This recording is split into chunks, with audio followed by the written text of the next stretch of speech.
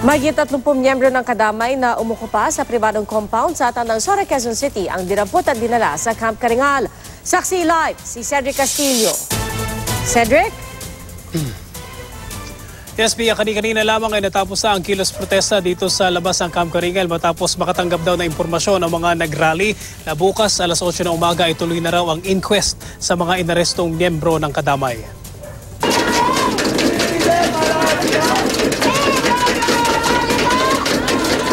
Nagkasagutan hanggang sa nagkapalitan na ng sigaw ang ilang tauhan ng Quezon City Police District at mga rallyista.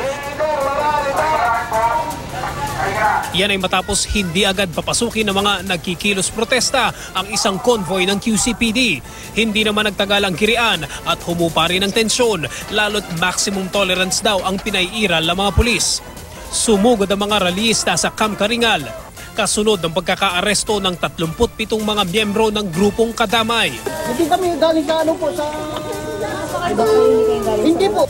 Yan ay matapos nilang okupahin simula kahapon ang compound sa Tandansora, Quezon City kung saan nakatira ang ilan sa kanila.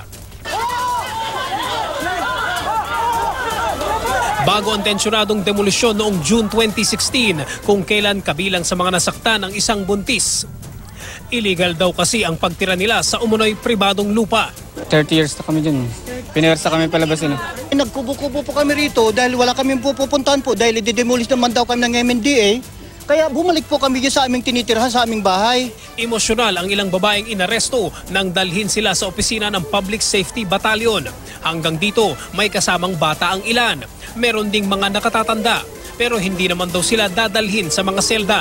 Doon sa mga minors definitely at sa matanda, so ito turn over natin sa DSWD yan. Then yung iba dyan, pag-aaral natin kasi magpa-file pwedeng inquest natin sila for trespassing. Yung iba naman malicious mischief kasi may mga sinira na bakod kahapon. And then meron iba kasi na dyan kanina na nag-resist, may nasugatan pa tayong pulis. Ayon sa Anak Pawis Party List, illegal ang pag-aresto pati ang pagpapaalis sa kanila sa dati nilang tirahan. Mahigit 30 taon na sila nandun nakatira. Biglang may dumating na nagte-claim ng area, doon na hinaras na sila ng mga cases. 2 beses, binasura ng korte. Walang ibang ginamit kundi yung Quezon City government na. Pag-aaralan daw nila kung dapat ireklamo ang Quezon City Police. Sabi naman ng pulisya, pag-aaralan nila kung inudyukan ng kadamay ang mga tao na sapilitang pasukin ang compound gaya ng ginawa sa pabahay sa Pandi, Bulacan. May nakabantay dito isang gwardiya kahapon pero dahil nga sa dami nila at dahil sa pananakot is nakapasok sila dito. Maaaring may nag-udyok sa kanila na pasukin ito.